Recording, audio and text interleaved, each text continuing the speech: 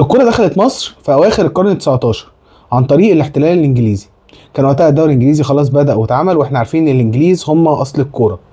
ابتدوا يلعبوها في معسكراتهم، وبعد كده نقلوها للمدارس الأجنبية وخصوصا المدارس التبشيرية، وكمان كانوا بيلعبوها في النوادي اللي كانت بتخدم الجاليات الأجنبية، وبعد كده نقلوها للمدارس المصرية، وفعلا الشعب المصري حبها جدا والطلاب المصريين حبوها جدا. ده كان سبب إن بعد كده يتأسس نوادي لكرة القدم زي نادي السكة الحديد 1903، نادي الأهلي مصري 1907، نادي الزمالك 1911، نادي الاتحاد السكندري 1914.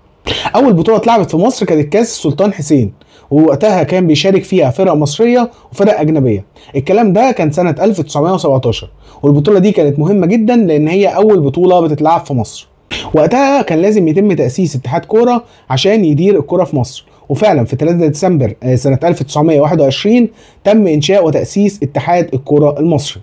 تم الاعتراف بعد كده بالاتحاد المصري في الفيفا سنة 1923، ودخلنا كمان الأولمبياد بعد كده سنة 1924 في باريس، وكمان دخلنا كأس العالم 1934. في نفس السنة ديت اللي هي 1921 بدأت كمان بطولة كأس مصر، وفي البداية برضو اللي كان مسيطر عليها النادي الأهلي والزمالك. وقتها ما كانش في حاجة اسمها دوري عام، كان في حاجة اسمها دوري المناطق، يعني مثلا منطقة القاهرة، منطقة اسكندرية، منطقة القناة، وكمان منطقة الصعيد.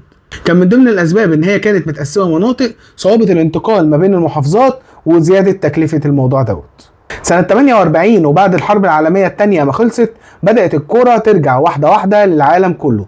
وقتها فكر الإعلامي محمود بدر، وهو كان صاحب فكرة إنشاء الدوري المصري، إن يكون في دوري مصري وطني يضم الفرق المصرية كلها في كرة القدم.